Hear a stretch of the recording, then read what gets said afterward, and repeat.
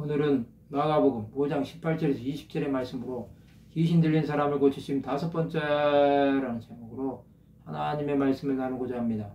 본 말씀, 예수께서 배에 오르실 때 귀신 들렸던 사람이 함께 있기를 간구하였으나 허락하지 아니하시고 그에게 이르시되 집으로 돌아가 주께서 내게 어떻게 큰일을 행하사 너를 불쌍히 여기신 것을 내 가족에게 알리라 하시니 그가 가서 예수께서 자기에게 어떻게 큰일을 행하셨는지를 대가볼레 전파하니 모든 사람이 놀랍게 여기더라. 이제 귀신 들렸던 사람은 예수 앞에 나왔습니다. 그는 예수와 함께 있기를 원했습니다.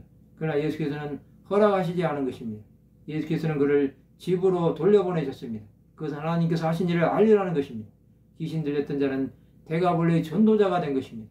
그것을 본 모든 사람이 놀란 것입니다. 그는 대가볼레에서 모르는 사람이 없었을 것입니다. 그래서 복음을 전하기에 유익했던 것입니다. 하나님께 나가는 자는 구원으로 가게 됩니다. 그것은 하늘의 상으로 갚아주시는 주 예수를 믿기 때문입니다. 이 예수를 믿음으로 나가는 하나님의 자녀들이 되시기를 바랍니다. 예수께서 주시는 기쁨은 세상이 알 수 없는 것입니다. 우리는 그의 소망 안에서 살아가는 자들이 되어야 합니다. 예수를 만난 인생은 어딜 가든 사람을 변화시키는 자가 되어야 합니다. 귀신 들린 자는 이제 예수를 전하는 자로 살아가야 하는 것입니다. 그가 만난 예수는 많은 자들을 변화시키기에 충분했던 것입니다. 예수 앞에 나온 인생은 그의 삶이 기이하게 바뀌는 것입니다. 그는 하나님을 바라보는 자가 되었습니다. 또 예수께서 행하신 일을 널리 전파함으로 죽어가는 생명이 돌아오게 한 것입니다. 그가 그렇게 살아간 것은 자신이 만난 예수를 전함으로 많은 자들에게 주 예수가 증거되기를 원했던 것입니다. 그의 이런 마음은 예수를 만난 자가 변화된 모습입니다. 우리는 그의 뜻을 아는 자가 되어야 합니다. 하나님은 우리가 이런 자가 되기를 원하시는 것입니다. 비록 귀신 들린 자가 아니라고 할지라도 주 예수만을 바라보고 믿음의 길을 가야 하는 것입니다.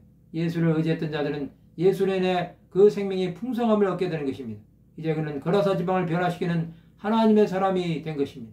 예수는 생명의 주인이십니다. 아무것도 없는 자라고 할지라도 예수만을 바라보아야 합니다. 그 예수는 우리를 하나님의 전으로 인도해 주십니다. 우리가 가는 길이 비록 험하고 거칠어도 예수를 의지하시기 바랍니다. 그 예수는 우리가 가는 길에 놀라운 은혜를 부어 주실 것입니다. 세상이 우리를 미워해도 예수를 의지하여 끝까지 그 길을 달려나가시기를 바랍니다. 하나님은 우리 안에 새 일을 행하실 것입니다. 그 일은 예수를 만난 자만이 아는 것입니다.